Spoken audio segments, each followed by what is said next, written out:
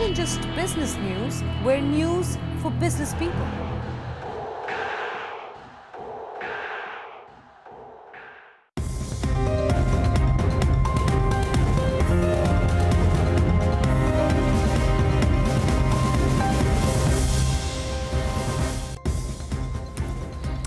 Thanks for joining us on Power Lunch. This is Bloomberg Quint. I'm Harsha Subramaniam. Good afternoon. I'm Meera Dougal. Let's get you the headlines on Power Lunch today. Indian markets down close to 2.5% in response to a global market sell-off. The cuts in India, though, smaller than global markets.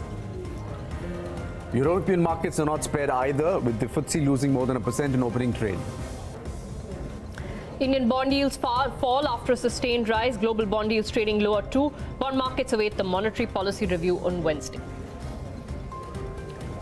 Earnings, Hero MotoCorp and Lupin are the two Nifty companies coming out with their third quarter numbers today. Whole host of voices on the show today. We'll try and understand how market veterans are dealing with this sell-off. Sunil Subramaniam of Sundaram Mutual Fund joins us. Interesting development with ArcelorMittal deciding to exit Uttam Galva. Rakesh Arora of Go India Advisors, a long-time watcher of the metal space, speaks to us about that. And what can we expect from the RBI policy tomorrow? Upasna Bharadwaj of Kotak Mahindra Bank on that. Okay, there's a sharp sell-off across global equities that started from the United States and spread to Asia, India, and now the European markets as well. What's causing this meltdown and how bad is it likely to get? Bloomberg Markets macro strategist Mark Cudmore now joins us from Singapore with his analysis. Mark, thank you so much for joining us on Bloomberg Quint. Let me begin by asking you about what have you made of this sell-off? What have been the triggers? Well, I think there's been an immense kind of tightening of liquidity in the last month that's really accelerated in the last week. And the main driver of that has been the incredible move in US yields. Two-year yields have risen about 90 basis points in less than 5 months. That's a pace and scale of tightening of US policy that we have not seen since the first half of 2008. And we all know how that year ended for markets. So this has been an incredible tightening of markets, and it really accelerated last week. And it's been a real tightening because inflation hasn't picked up by that much. On top of that, we've actually seen the whole curve in the US move higher, which means that net present value of future discounted cash flows in equities are now lower. So that makes equities look more expensive. On top of that, we've seen record inflows in January, which again reduces liquidity because it means people have less cash to buy. And finally, with volatility exploding yesterday, that means that value at risk or VAR measures will increase for banks and hedge funds around the world. And for the rest of this year, they won't be able to take as much leverage as they were only a week ago. And so that is another facet of liquidity that has now been removed from the market. Mark, we were debating this question earlier today. So I think when the equity market sold off and there was a little bit of money going back into the safety of treasuries, yields came off a little bit. The question we were debating is whether equity markets will take note of the fact that yields are coming off, or will they now start to take note of real pressures on inflation, which are showing up in macroeconomic data, both wage numbers on Friday and then the ISM numbers on Monday, and react to that probability of very real sort of inflation picking up in the next few months, or at least towards the later half of the year? Well, I think there's a pace of two different things happening here. So one is that there are small signs of inflation picking up in the US, but importantly, very little signs of inflation accelerating in most places around the world. Globally, inflation does not seem to be a risk yet. And that's partially because we've seen the dollar weaken so much. The US is feeling inflation from commodities that other countries aren't yet. So that may be a factor longer term that inflation might tick up and might see yields rise. At some point, though, we have seen yields kind of come back in the last kind of 24 hours, fall down a long way since yesterday. And that will eventually provide some support to equity markets. So as I said, the thing that's really hurt equity markets globally is this sudden hit to the liquidity pillar that has been propping up the global bull market. Now, at some point, yields will come back down low enough that will restore liquidity to the market. But I don't think that's happened yet. And we also probably need to see a little bit more deleveraging from investors. So at the moment, expect more pain to come in the days ahead, just it won't play out in a smooth line. Mark Cudmore, we'll leave it there. Thank you so much indeed for joining us with your views. Mark Cudmore, for Bloomberg macro strategist from Singapore, talking about what's going on in global markets and how this is sort of seeping in across the world. Most market experts believe that the sell-off will continue at least for some time to come. While their reasoning may be different, most agree that global equities could fall by as much as 5 to 10%. Here are some of those experts who came on Bloomberg TV through the day.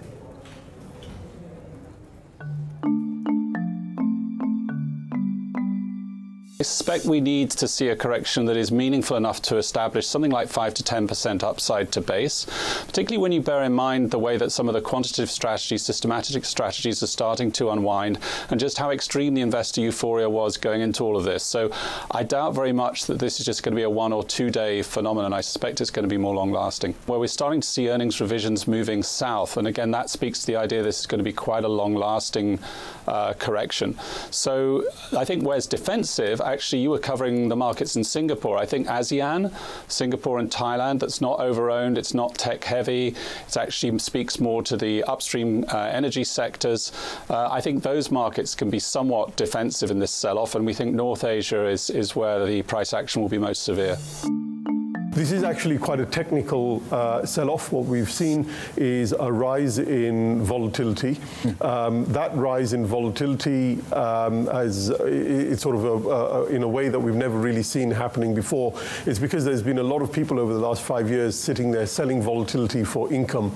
And as that resets higher, basically what it means is that positions have to be taken down. So we think that overall there's probably another 5% lower in this market. What we're seeing here is a bit of a resurgence in late cycle cyclical inflation. I mean, I emphasize cyclical inflation because the secular trend in inflation is still down. We have very strong disinflationary forces, but that's the long-term trend. But near-term, there is a pickup in inflation and a bit of nervousness as to how central banks, particularly the Fed, are going to respond to this. I think there'll be a knee-jerk reaction, so you can expect markets maybe to be down 2, maybe 3%. But also in the back of people's minds is there hasn't been the irrational exuberance in this part of the world that we've seen in the West. So there is no kind of inflated levels of valuations, and I still think there's a good bedrock of investors who remain committed to the market and won't have a knee-jerk reaction that they must sell. All right, now let's check in on how the Indian markets are doing. Neeraj is standing by, about 2.5% cut right now on the Sensex and the Nifty. Neeraj. Yeah, so unlike what's happening to the Dow futures, we haven't seen a meaningful recovery. Maybe the Dow will lead and maybe we'll react tomorrow, wherein we won't fall as much as what was earlier spoken about. But look at this, 2 or 3 things. In line with the CBOE VIX, I think we've seen the India VIX spike and spike meaningfully as well. This tall bar at this end. Now, this is probably the tallest bar that we've seen in a really long time. Probably as back as September or October 2016 was when we saw such a tall bar right at that end of the screen. Since then, volatility, while it's shown spikes, nowhere as close, and probably goes in line with what the CBOE VIX has done as well. Now, 2 or 3 key charts. India's RSI strength. Now, if you just look at, this is the 1-year chart, I believe. Yes, this is a 1-year chart. And if you look at the green line, which is the 100-day moving average, we've a number of times found support. You will see we've bounced off the 50-day moving average as well. But in the last 1 year, we've not broken the 100-day moving average in any meaningful way. Today, we for a moment went down below that, but we've not closed below that.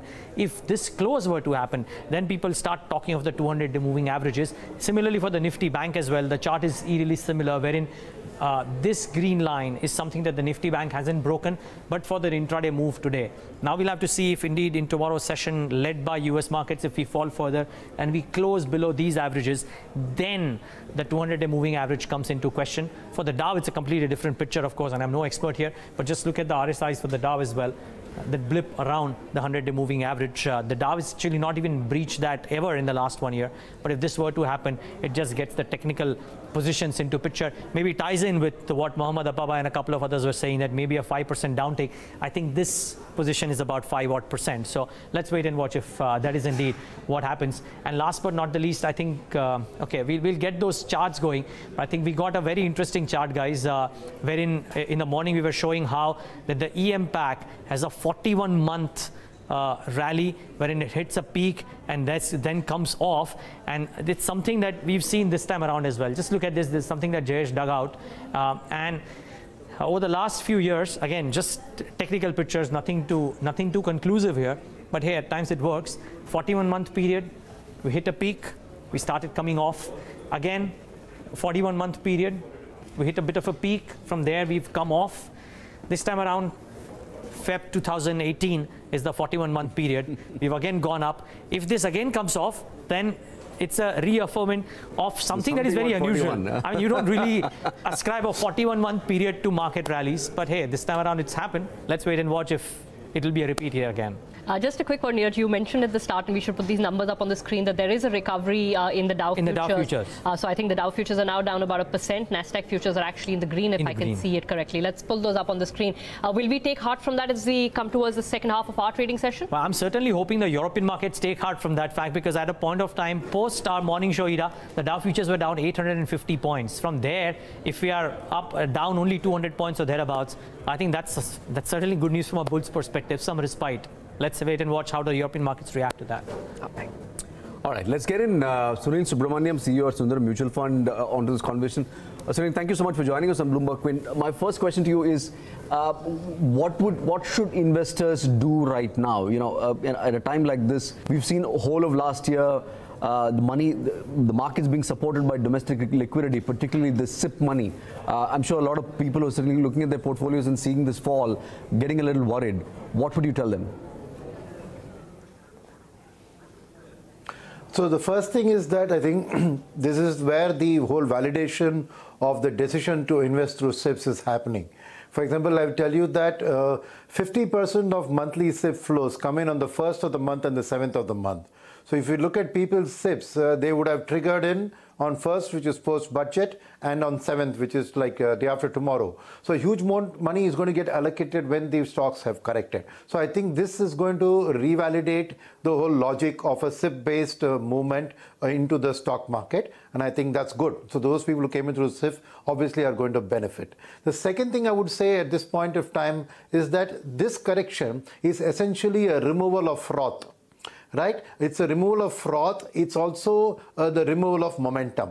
Why I'm saying this is that, so the key advice I would like to give investors here is stay away from buying individual stocks, because the temptation for an individual investor is to buy something cheap and try to average it. If he had bought a stock at 50 and today it's quoting at 30, he thinks he can average. But he must remember that the market is always sensible, in that it corrects something which went up too fast by bringing it down too fast. So the right position for people to take is to actually put more money into mutual funds today and shift their stock portfolio into mutual funds. And let me explain why I'm saying this. Because most mutual funds, right, are investing in stocks with a 3 to 5 year outlook. So what is the philosophy they use?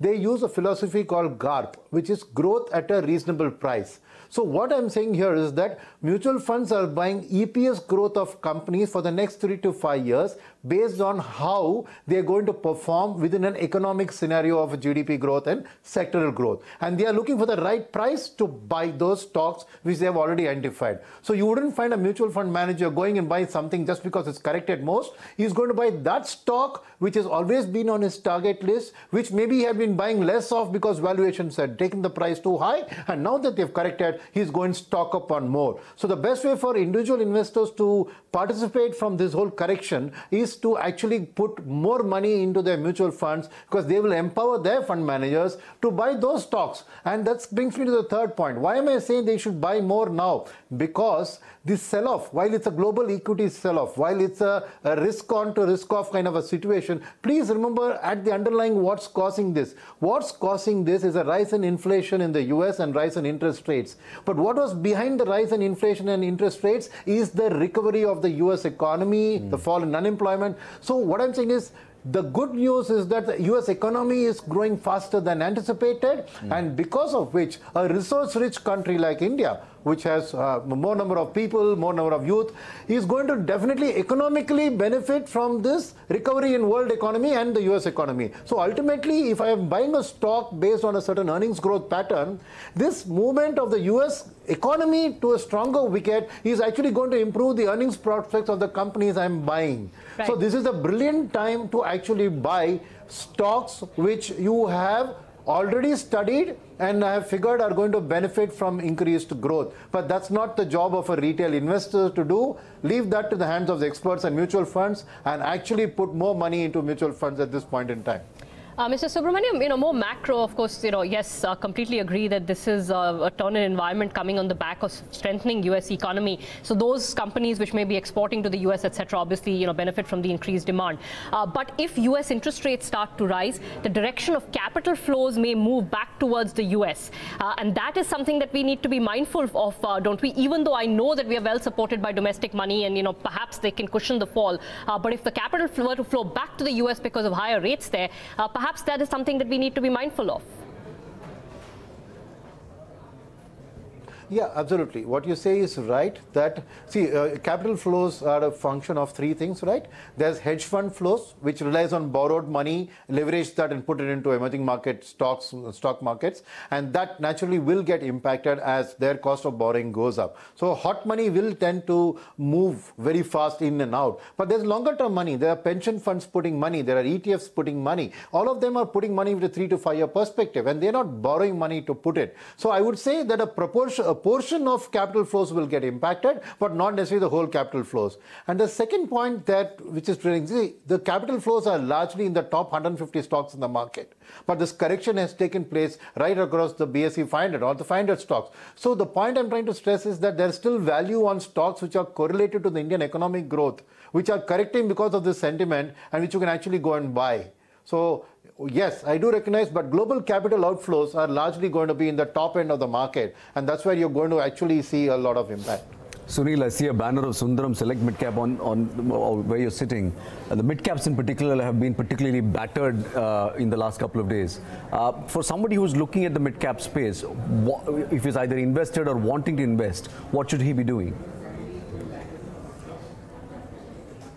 I told you, he should go and buy good quality mid-cap funds which have a long-term track record. When I say long-term, please look at least a 10-year track record. Why am I saying that? Because you have to have mid-cap funds which have gone through the, participated in the upside growth of a boom as well as managed the downside risk. So you mentioned our mid-cap fund. And I'll give you an interesting statistic, right? Because in this whole volatile environment, they're saying, should I pull money out of mid-cap? But I'll just give you a small statistic. If you take the rolling returns basis of a mid-cap fund, our mid-cap fund since inception, right, from 2002 to now, and if you had stayed invested for 5 years, regardless of whether you came in 2003 and exited in 2008 when the market was low to high, or you came in 2008 and exited at the bottom at around 2013, you never lost money in the mid-cap fund.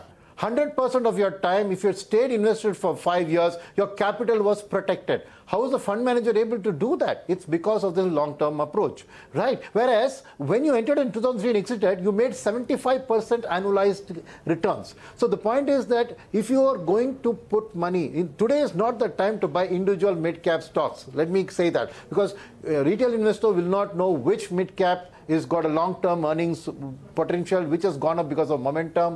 Where is there the hawa, as they call it? But mid-cap fund managers, because of the research, for example, as a fund house, we study 260 stocks.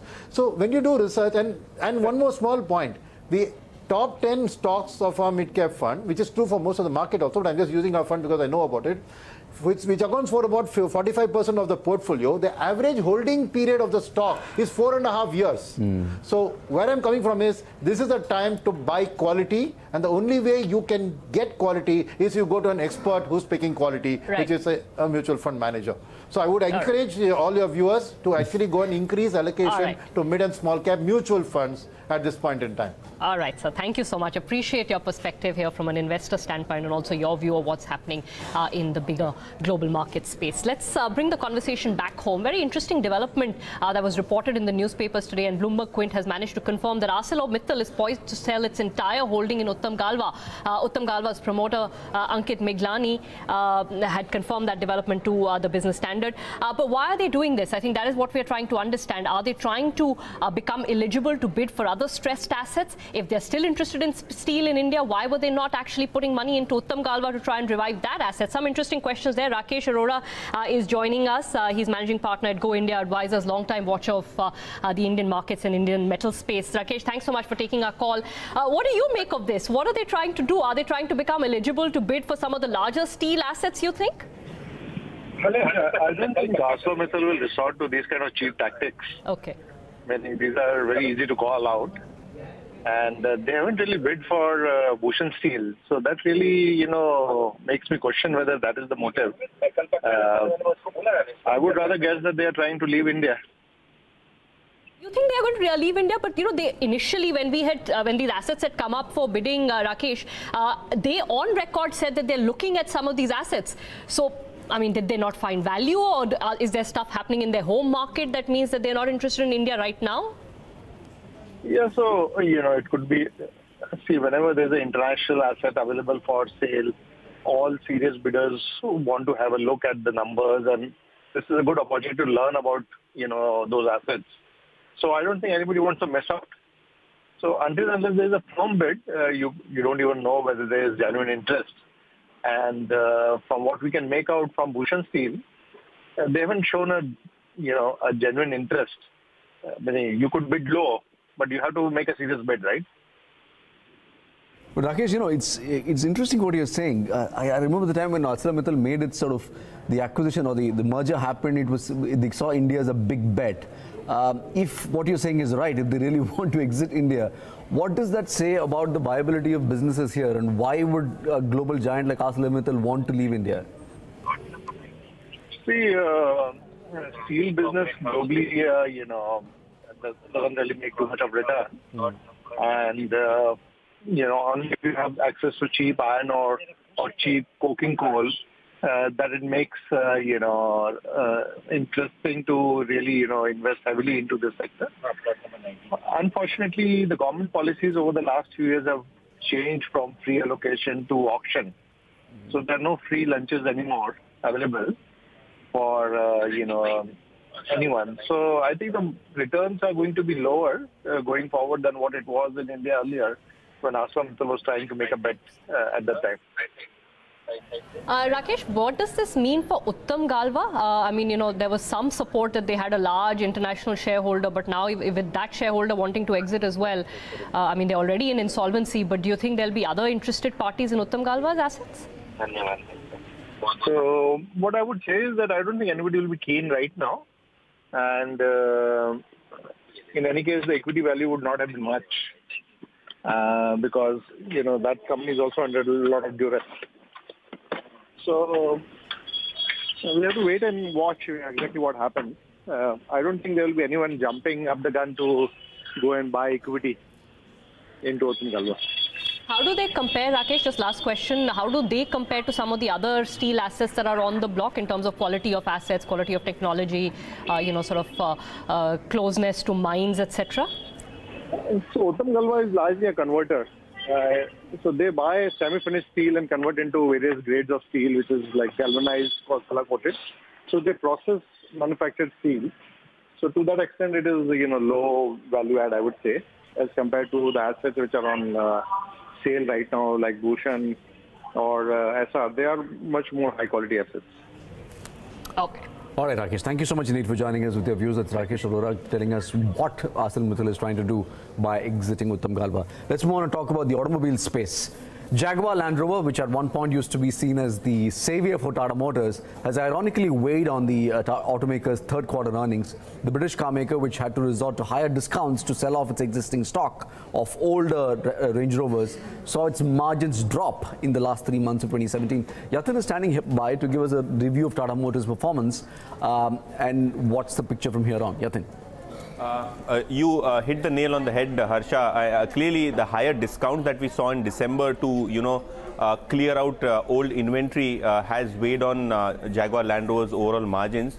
Of course, they will be introducing new models starting January, and because of which the momentum is expected to continue. But clearly, the company mentioned the fact that higher discounting incentives to Chinese distributors, and also we had the phasing out of old models weighing on the overall margin performance for JLR. In fact, the JLR margin number came in at 10.9% versus the street expectation of 12.5%. And this is the only figure that the street usually reacts to. If you look at the consolidated performance, the revenues were up 16% and profits also came in below estimate at close to 1,200 crores. Margins for the consolidated entity came in at 11.5%.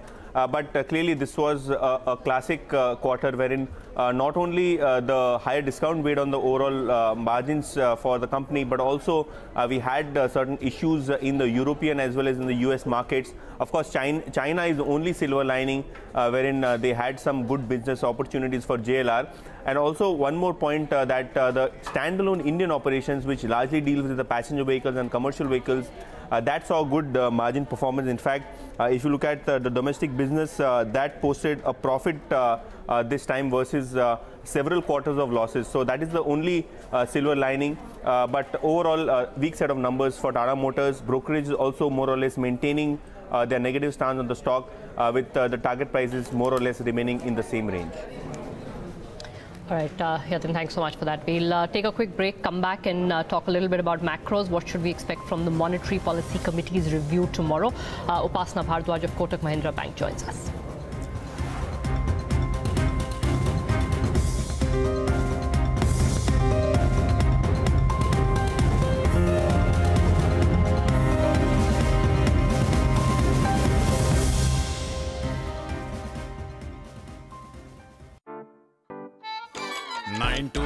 job, arey 5 to 9 job, bhag daud, all the time job.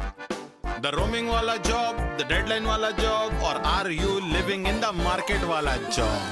Life is full of options. Choose a job and earn on your own terms. Choose to become an LIC agent. It's more than a job. It's career insurance. Be your own boss. Be an LIC agent. Ab life set hai. City Union Bank, trust and excellence since 1904. City Union Bank, trust and excellence since 1904. White shirts, कितने plain और simple. Fog scent, plain और simple white shirt को बना दे special और fashionable. Fog scent, new fashion wear for men.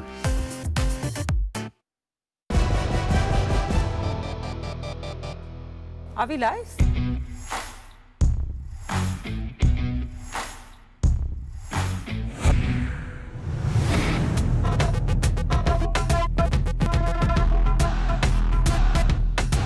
Welcome to programming that's insightful, authoritative, and at your fingertips.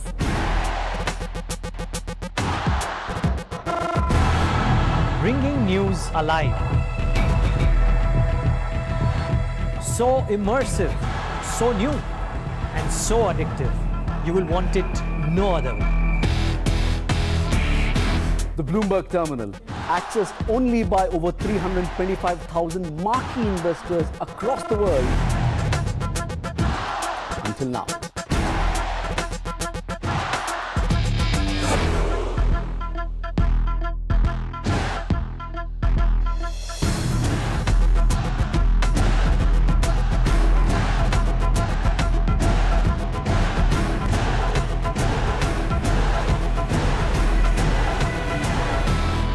Just business news, we're news for business people.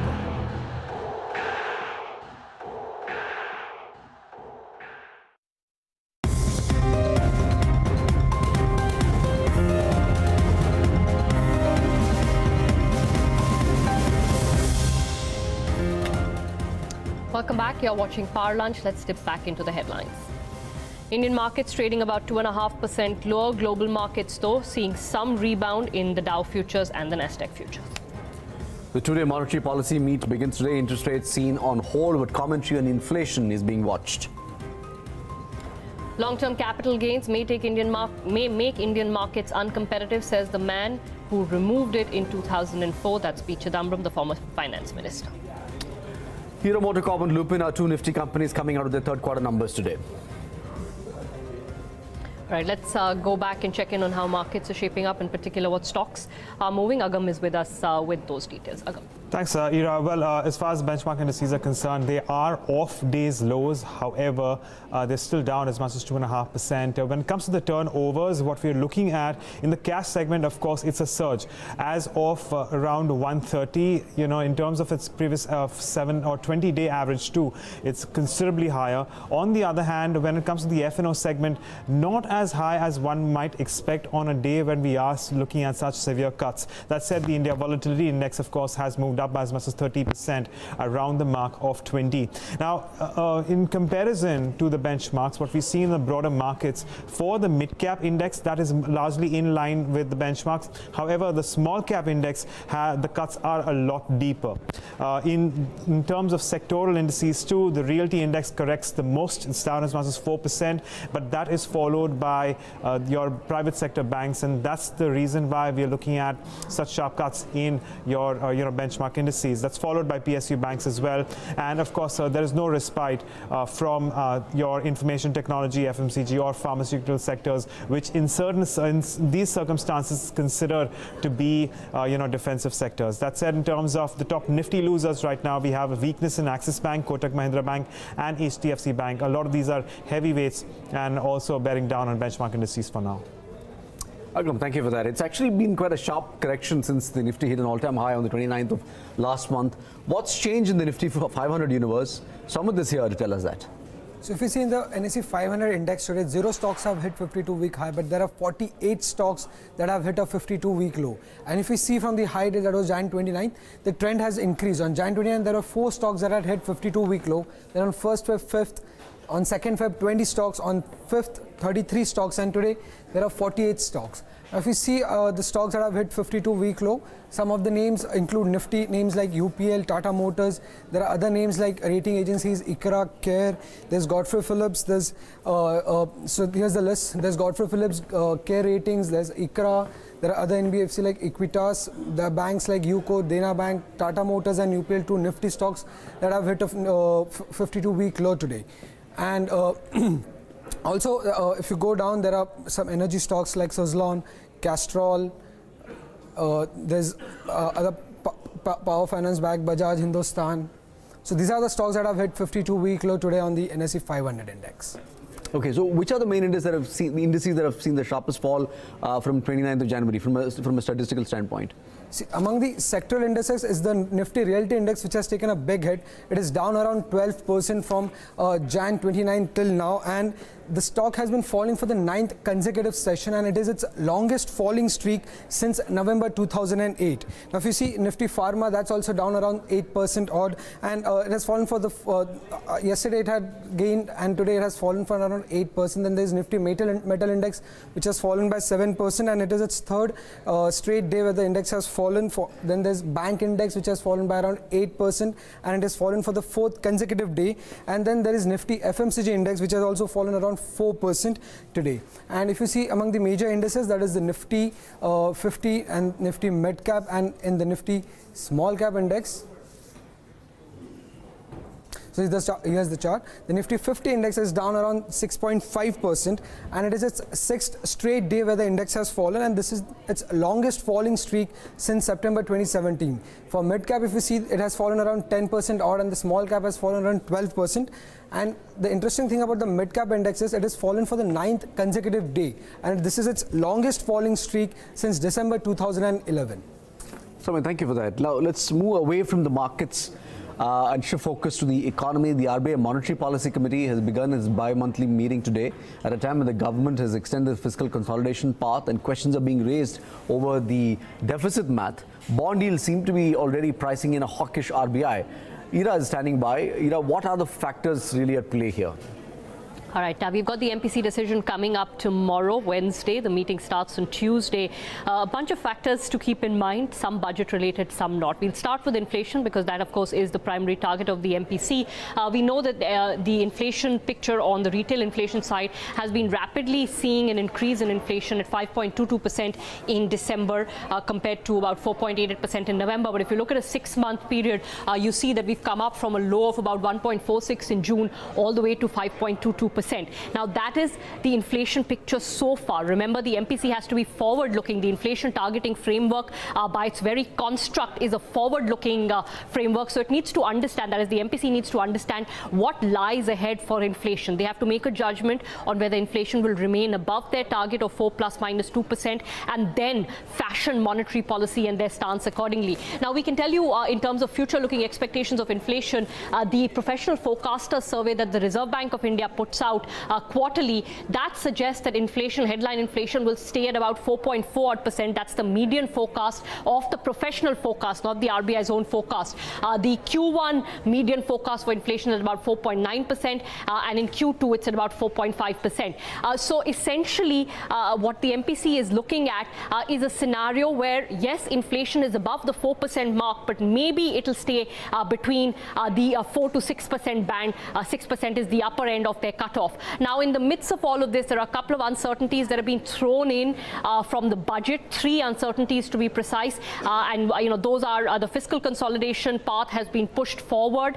The fact that high borrowings have meant that yields in the market continue to be elevated, and a new MSP policy on the Kharif crop means that there could be some inflationary pressures coming in from the food side as well. The fourth 3+1 uncertainty comes in from the global markets, and the MPC may want to account for the fact that global yields have been moving higher as well. Let me go across to Upasna Bharadwaj, economist at Kotak Mahindra Bank, to get views on some of these aspects. Upasna, good afternoon. Thanks so much for taking time to speak to us this afternoon.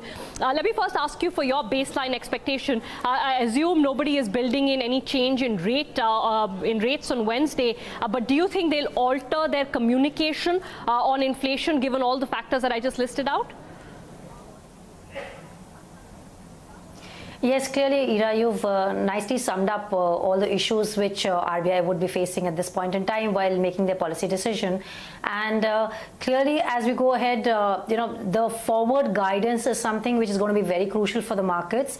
Already, the bond markets have priced in a very hawkish RBI.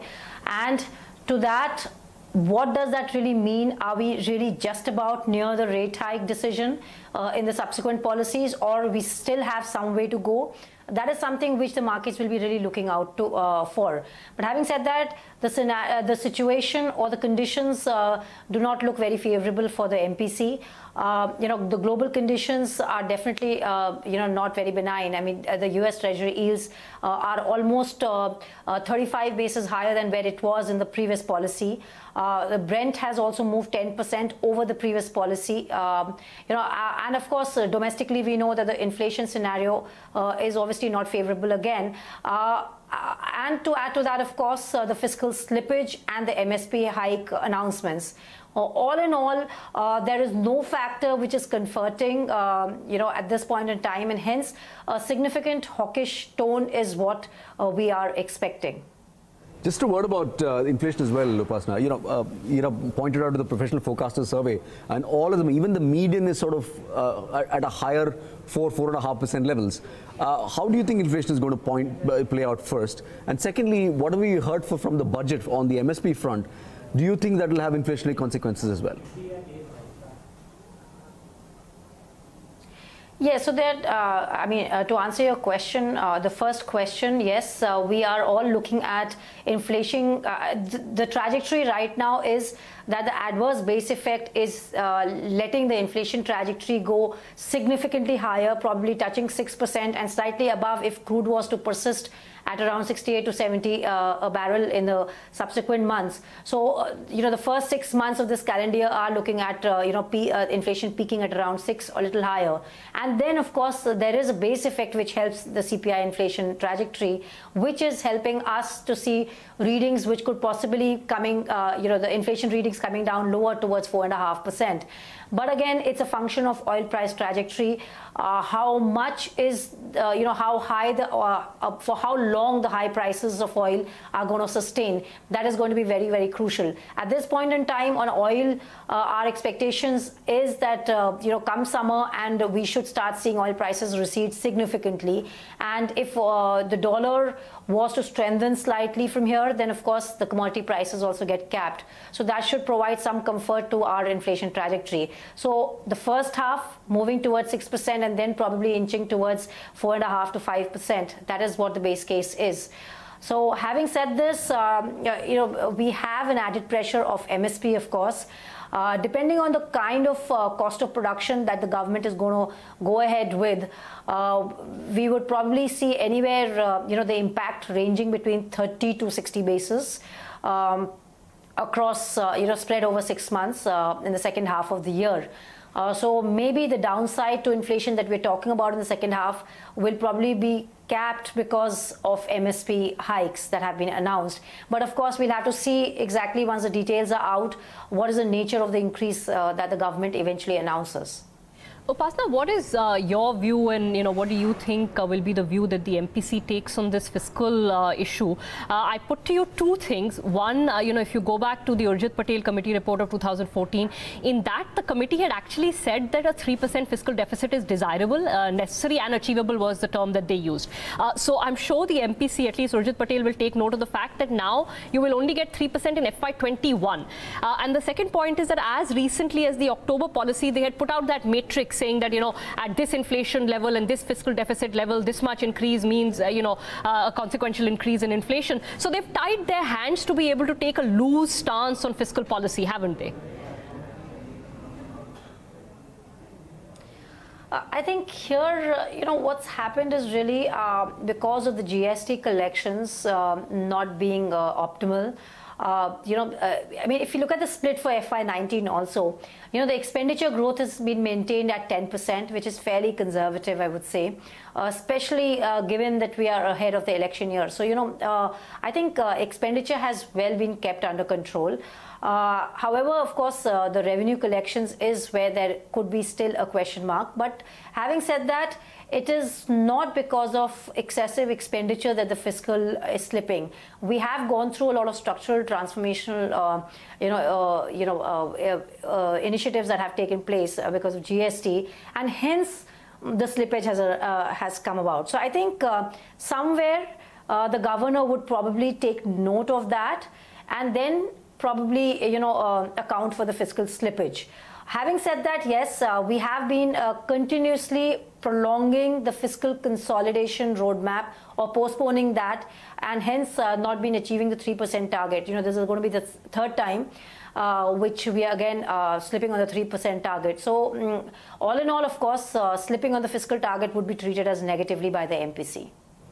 Bond investors have seen a bit of a tumultuous ride since the day the government went ahead and sort of announced a cutback of its borrowing program, and then the budget happened. Questions are now being raised about the credibility of the deficit. Where do you think bonds are headed, and what do you think they'd like to hear from the Reserve Bank of India this week? No, I don't think the Reserve Bank of India is going to announce any such measure which is going to be directly targeting the, bond market yields, the surge that we are seeing. I mean, there was a rumor about an OMO purchase, but I do not believe really that's going to happen right now, because, OMO purchases would be required only when times of excessive, some kind of liquidity tightness, but that's not what we're seeing right now. So it would be difficult to justify OMO purchase, number one. Having said that, I think bond markets, they have kind of priced in a hawkish RBI. So I think, it would be important to read, the caveats which RBI puts or the MPC puts on, how does it look at the fiscal stance, like I just mentioned. Is it that they are assigning GST-related disruptions to be temporary and hence the fiscal burden that is there? If that is the case, then somewhere, you can shove away the, extra hawkishness coming from RBI for a while at least, and hence, probably postponing the possibility of a rate hike a little further. Also noteworthy is, between October to December policy, crude prices had kind of inched higher by 10 to 12%. And that is when RBI did not really take note of the surge in crude oil prices. Now again, we have seen crude oil prices go up another 8 to 10%. And of course, from 70 plus, we've gradually retracing the levels.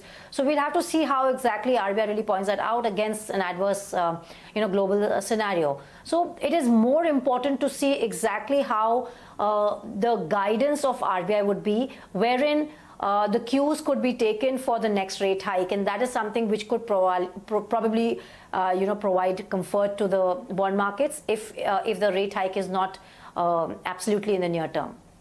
Upasna, just a last question on this global turmoil. I mean, we have the comfort of almost, I think, $415 billion in reserves. So while, the RBI will take note of tightening bond yields, etc., there is relative comfort compared to previous years, right? Even if there is a reversal of capital flows.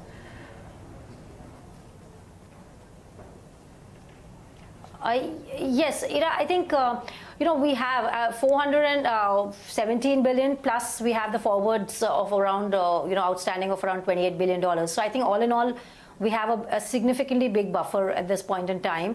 And RBI has been, very vigilant in terms of, trying to prevent the sharp appreciation of the currency just a month back or so. So significantly, we'll probably see RBI aggressively trying to intervene to ensure that there's not too much of an upside as well. So I think RBI would be trying to curb volatility as and when required. But having said that, if we are going to see a continuous dollar strength or a risk-off scenario, then we do expect that that depreciation bias in the currency is going to be seeping in. Any case, towards the second half of the year, we were expecting that rupee is going to depreciate. But given that dollar was likely to remain slightly on the sidelines in the near term, but now the recent risk-off, if it is only momentary, then we would probably not see too much movements in dollar rupee. But definitely in the second half of the year, we continue to believe that about 2 to 2.5% is the depreciation that is likely to be seen in the currency. Upasna, always a pleasure. Thank you so much indeed for joining us. Upasna Bharadwaj from Kotak talking about the Monetary Policy Committee decision and where the currency is likely to be headed. Let's move on. Former Finance Minister Sundaram criticized the Modi government for breaching the fiscal deficit target. According to his maths, the government has borrowed an additional 91,000 crore that has gone straight into the revenue deficit and not for any productive investment. Listen in. Sir, we have spoken a lot about fiscal deficit numbers. The revenue deficit numbers are not being discussed in that greater detail. Experts generally keep saying that that is also a dangerous trend, and sometimes we are not able to figure out what kind of deficit quality you have and what money you are borrowing and going in what kind of expenses. Would you like to articulate your thoughts on that? The fiscal deficit limit has been breached. The revenue deficit limit has also been breached. They are borrowing this year, this year means 2017-18, 3.5%. They should have borrowed 3.2. That 0.3 is an additional 54,000 crore. You must add the 37,000 crore which ONGC borrowed and gave it to the government. That is a device. So 91,000 crore is the additional borrowing. I'm not even counting the 80,000 crore for recapitalization. Keep that aside. I want to know where this 91,000 crore went. If this 91,000 crore had gone into investment, maybe I will say, all right, you're borrowing for investment. This entire 91,000 crore has gone into the revenue deficit. You've spent your money. And how bad is that? It's quite bad. I think the revenue deficit is about 2.6 or so, isn't it? It's bad. Your 91,000 crore of additional borrowing is going into the revenue deficit. And non-tax revenue government doesn't seem to be convinced for bold and clear measures. It is pocket-to-pocket transfer. Well, the 37,000 crore is an ONGC gift to the government. The RBI shut the door and said, sorry, we can't give you any more because demonetization has cost us a huge amount of our profit. Now their dividend income from PSUs has come down. They've got disinvestment. Other receipts, they seem to have got more. But that again is inflated by 37,000 crore. They have not collected 1 lakh crore. They've really collected only 63,000 crore. Therefore, they've run out of ideas. They've run out of gas. They're slipping into the 5th year. They've run out of gas. This car will break down sometime this year, or it will come to a stop at the end of the year, and for that we must thank God. The former finance minister also questioned the reintroduction of the long-term capital gains tax, questioning whether equity investors, who are perhaps the few who are investing in financial savings, should be taxed at this stage or not. On long-term capital gains tax, you had removed it.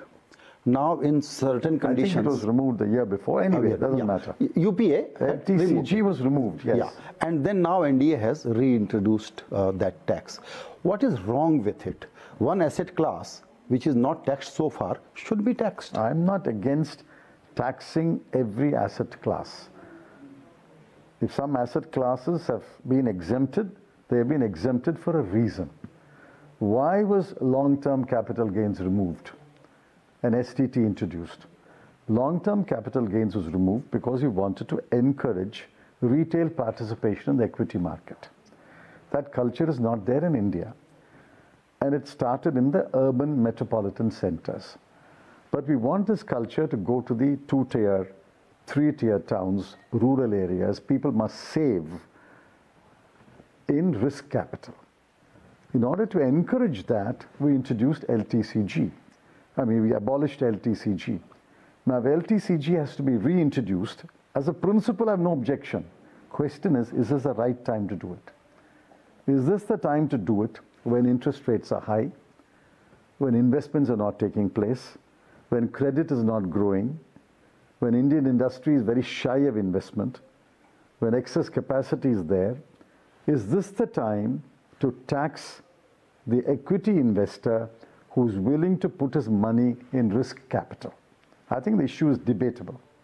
You think the foreign investors will be now discouraged and they may actually pull out? To some extent? I'm not saying they'll pull out. They will go to other jurisdictions.